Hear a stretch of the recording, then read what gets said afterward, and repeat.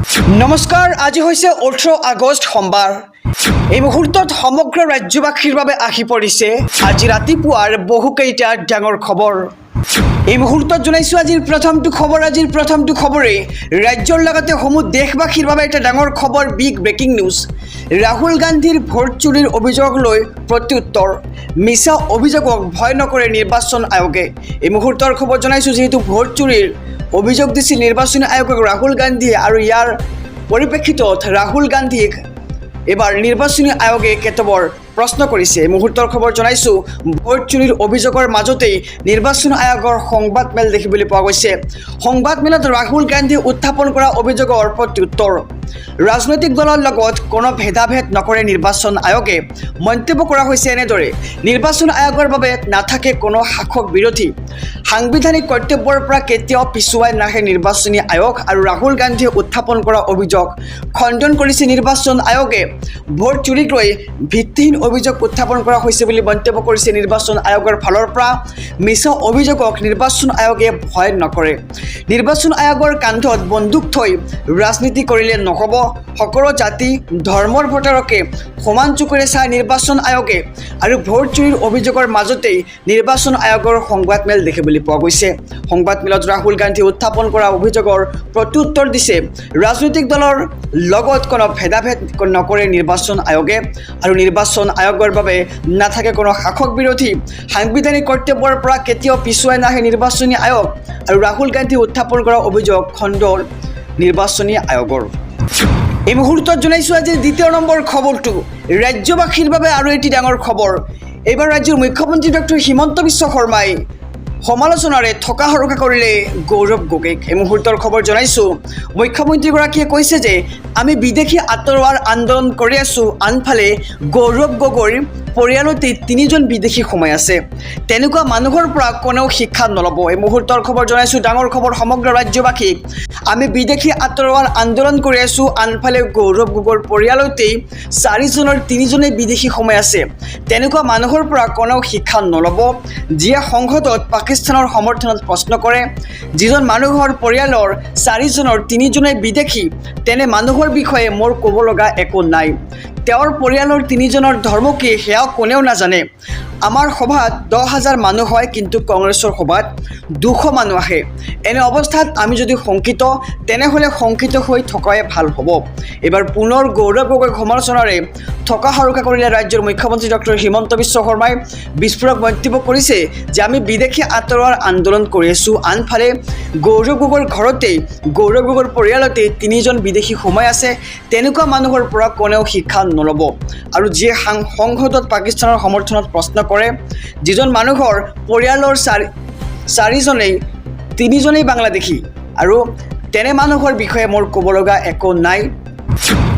এই মুহূৰ্তত জনাইছোঁ আজিৰ তৃতীয় নম্বৰ খবৰটো, এইবাৰ সংখ্যালঘু সংগঠনক উভতি ধৰিলে অসমীয়া যুৱ মঞ্চই। অসমীয়া যুৱ মঞ্চই কৈছে যে অসম বেয়া কৰাত মিয়াসকলৰ অৱদান কি সেয়া লিখক, সেই বিষয়তহে কিতাপ লিখাৰ যোগ্য।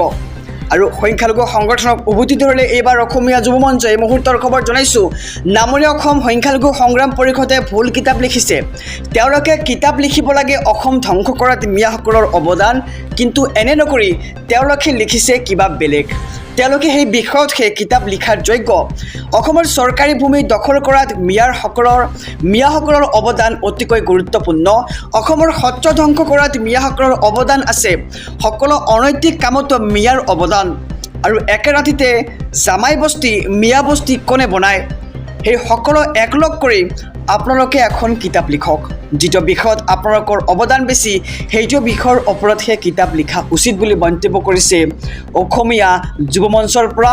আৰু তেওঁলোকে গুৰুজনাৰ সৃষ্টি সত্ত্বেও নেৰিলে, তেওঁলোকৰ বাবেই সমগ্ৰ অসমীয়া জাতি এতিয়া সংকটত পৰিছে। যদি আপোনালোকে নিজকে খিলঞ্জীয়া বুলি ভাবে, তেন্তে সন্দেহজনক লোকক বাহিৰত পঠিয়াই দিয়ক। আৰু ইয়াক কিয় আপোনালোকে সহযোগ নকৰে? কিতাপ লিখোঁতে কিবা তথ্যৰ প্ৰয়োজন হয়, যদিহে কিবা তথ্যৰ প্ৰয়োজন হয় তেন্তে যোগান ধৰিব অসমীয়া যুৱ মঞ্চই, এনেদৰে এতিয়া মন্তব্য কৰিছে। আৰু অসমীয়া যুৱ মঞ্চৰ নামনি অসম সংখ্যালঘু সংগ্ৰাম পৰিষদলৈ এই দাবী কৰিছে। আহিছোঁ পৰৱৰ্তী খবৰৰ মাজলৈ। মছজিদত বুলডোজাৰ চলাই বিপদত পৰিছে এইবাৰ চৰকাৰ। খৰ্গহস্ত দেশৰ সৰ্বোচ্চ ন্যায়ালয়।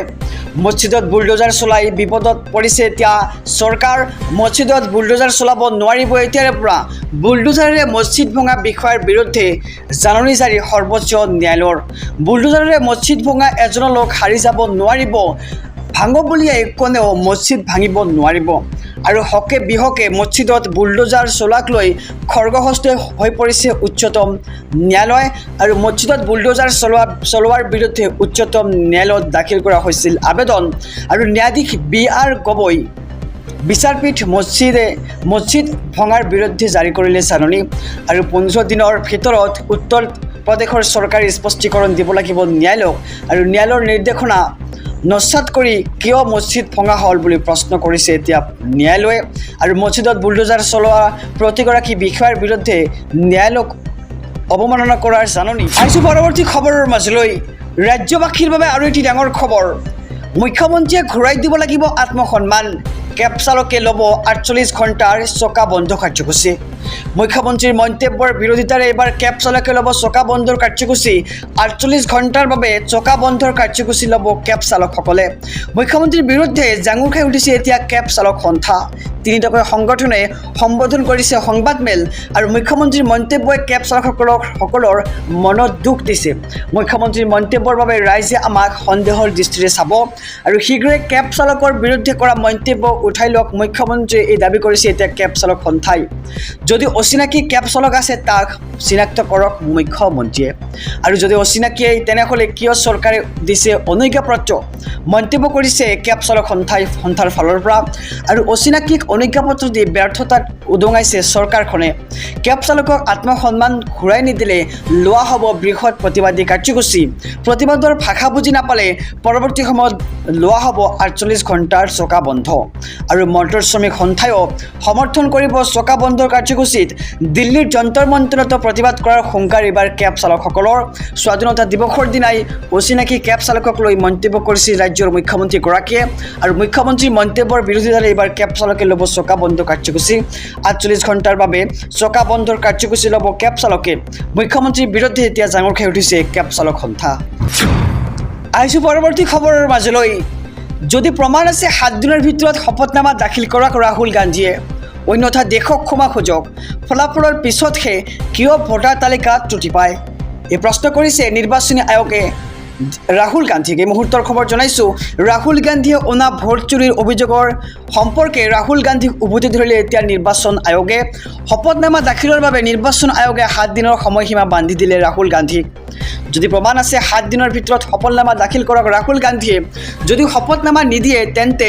দেশক ক্ষমা খোজক ৰাহুল গান্ধীয়ে শপতনামা নিদিলে সকলো অভিযোগ আপোনা আপুনি হৈ যাব খাৰিজ আৰু ৰাহুল গান্ধীক পুনৰবাৰ শপতনামা যোগে অভিযোগ দাখিলৰ আহ্বান জনাইছে নিৰ্বাচনী আয়োগে আৰু ভোটাৰ তালিকাত এজন ব্যক্তিৰ দুবাৰ নাম থাকিলেও ভোট দিব নোৱাৰে দুবাৰকৈ আৰু ভোটাৰক এনেকৈ অপৰাধী সজাই দিব নোৱাৰি আৰু ৰাহুল গান্ধীয়ে উল্লেখ কৰা যি ভোট চুৰিৰ অভিযোগ আছিল সেয়া সম্পূৰ্ণ মিছা বুলি এতিয়া উত্থাপন কৰিছে নিৰ্বাচনী আয়োগে ভোটাৰক অপৰাধী সজালে নিৰ্বাচন আয়োগ বহি নাথাকে মহাৰাষ্ট্ৰৰ ভোটাৰ তালিকাৰ প্ৰকাশৰ সময়তে কিয় আপত্তি নকৰিলে আৰু নিৰ্বাচনৰ ফলাফলৰ পিছতহে কিয় মনত পৰিল প্ৰশ্ন কৰিছে আৰু এজনৰ ভোটাৰৰ নাম প্ৰমাণ সহকাৰে নিৰ্বাচন আয়োগক দিব নোৱাৰিলে ৰাহুল গান্ধীয়ে আৰু নিৰ্বাচন হোৱাৰ 8 মাহৰ পিছতো তেওঁলোকে প্ৰমাণ দিব নোৱাৰিলে কিবা এটা 20 বাৰ ক'লেও সঁচাটো মিছা হৈ নাযায় আৰু ভোট চুৰি সন্দৰ্ভত নিৰ্বাচন আয়োগৰ সংবাদমেলত কেতবোৰ প্ৰশ্ন কৰিছে ৰাহুল গান্ধীক আৰু ৰাহুল গান্ধীয়ে অনা ভোট চুৰিৰ